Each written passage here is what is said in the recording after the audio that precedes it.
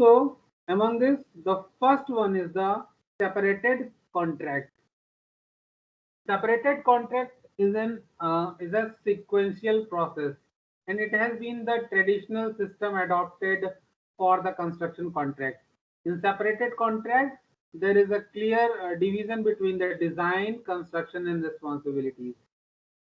The design phase comprising the project briefing, feasibility studies, outlining the proposals,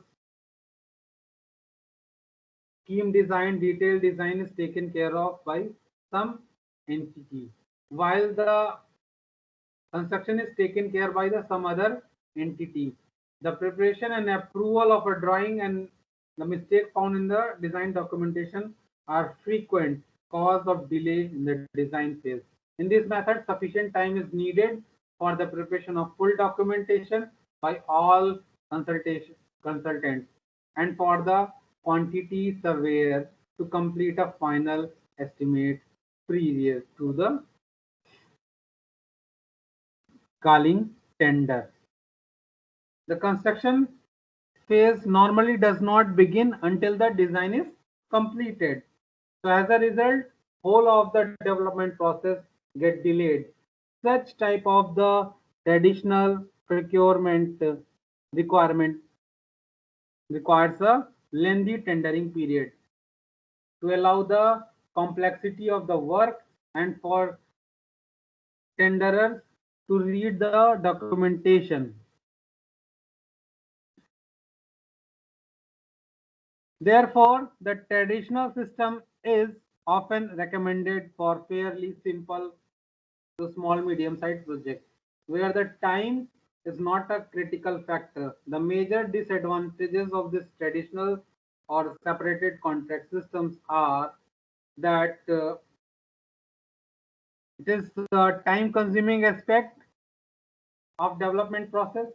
The effect of the cost is uncertainty in this. The effect of buildability and the fragmentation of the organizational interface. So under this separated contract, we will see the lump sum contract, measurement and cost plus percentage contract.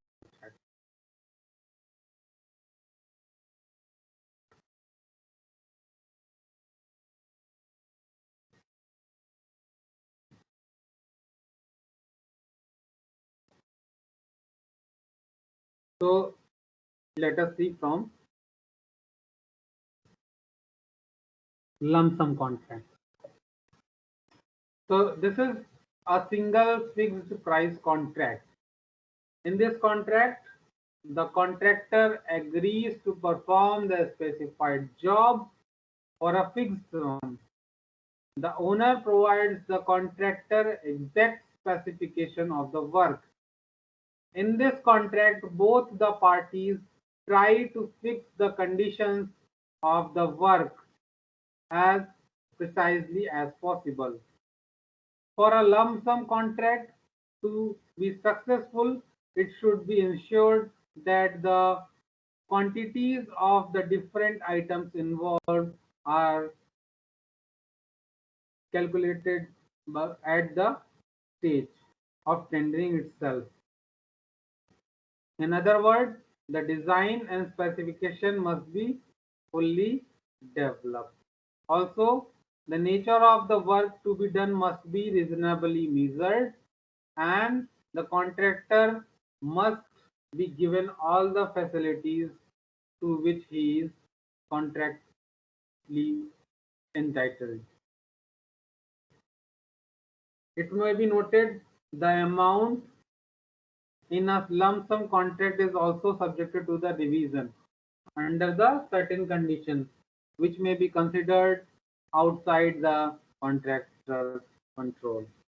A change in the design or specifications made by the client could be the one condition requiring a revision of a lump sum amount.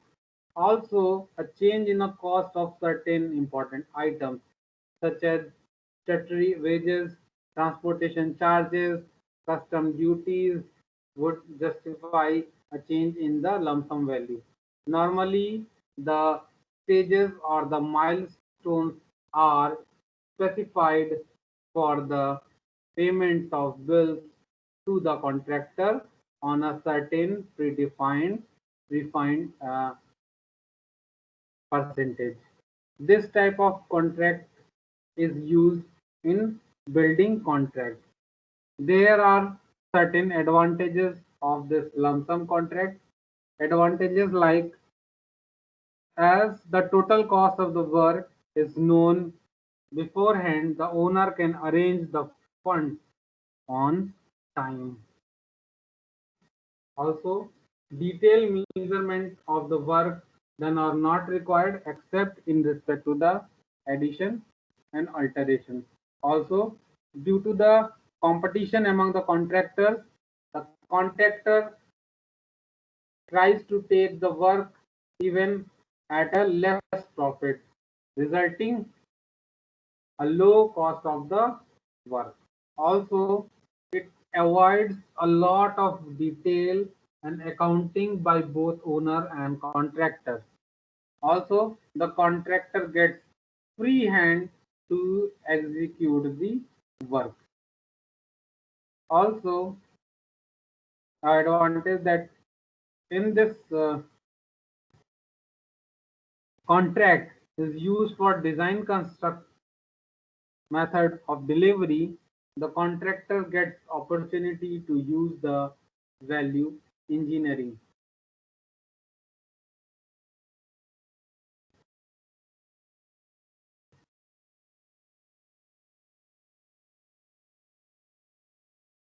Also, the contractor tries to complete the project in time because either he gets the part payment on completion of certain stage of work or after the completion of complete work.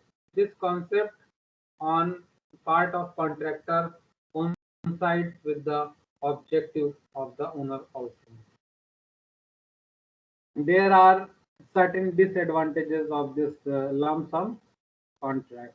Disadvantages are like that the owner aims to get the maximum work out of money to he spends, whereas the contractor tries to get the maximum profit out of the money he received. This causes the conflict in the interest. Also, it is essential that the work is defined accurately, specification must be fully specified, and the site condition must be fully explained. Otherwise, there is a chance that the dispute may arise later on. Also, there is no involvement of the architect because it is an agreement between the owner and contractor. So it is very difficult to accommodate the any change in a design and specification. This contract is a good as a accuracy of a contract document. If error exists in the contract document, the contract needs to be renegotiated. Hence, more risk is involved from the owner side.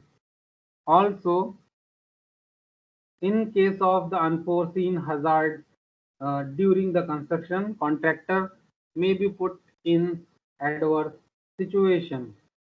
This type of the contract is also suited for small jobs, precisely specified jobs or low risk construction jobs. This is generally suited for the job where it is easy to make the measurement. Lump sum contract should be avoided for underground work.